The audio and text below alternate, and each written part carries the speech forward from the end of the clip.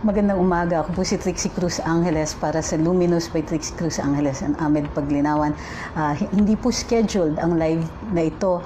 Hindi ko lang mapigilan ang sarili ko kasi may lumabas po na video si Atty. Chel Diokno na naghihikayat ng kabataan para sumali sa rally Araw ng Kalayaan. Kailangan daw maraming bagay ang pag-usapan dahil ito yung quote niya ha. Our nation was built on the blood, sweat, and the pain of those who came before us, many of them young Filipinos. Sa June 12, bawiin natin ang kalayaang pinaglaban nila. Ipaaabot natin ang mga saloobin natin gamit ang hashtags. Manyanita, hashtag Junk Terror Bill, at hashtag bawiin ang kalayaan. Yung term blood, sweat, and pain ay hango doon sa speech ni Winston Churchill. Tandaan po natin, si Winston Churchill ay Prime Minister at the time ng Inglaterra at panahon nito ng giyera. At itong speech ni Winston Churchill, gusto ko lang pong iparinig sa inyo yung portion na mahalaga.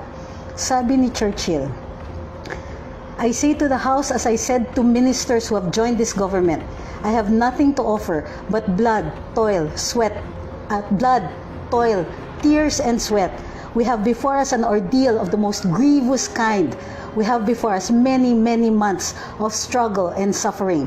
You ask, what is our policy? I say, it is to wage war by land, sea, and air.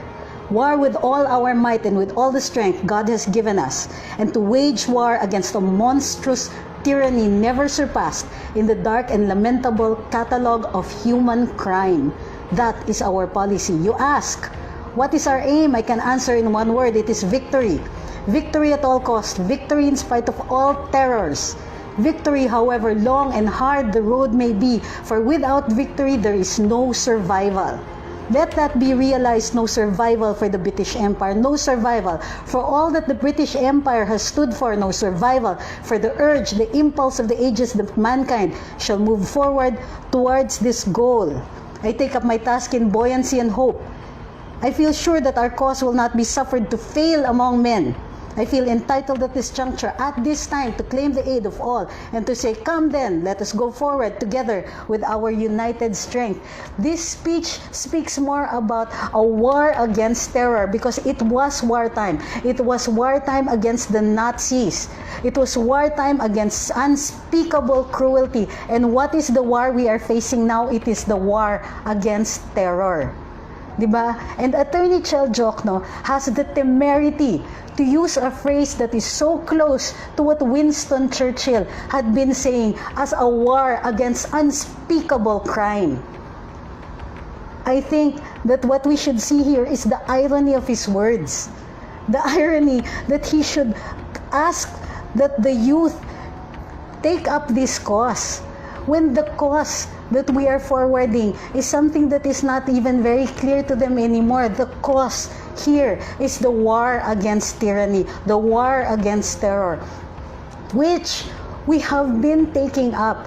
We have created a law. It is the most civilized response to an act that is beyond civility, that is beyond humanity. It is a civilized response because we have instilled in this law the respect for our Constitution, the respect for our Bill of Rights, the respect for humanity, while at the same time managing an enemy who respects no rules and has no humanity. I think that the irony of Mr. Diokno is to appropriate the words that are more applicable to those who are against being victims again, or being continually victims of terrorism. I think that if anybody who has a modicum of knowledge about history should understand that Mr. Diokno has made a grievous mistake in appropriating what should be the words of all of us against those who would commit crimes against us.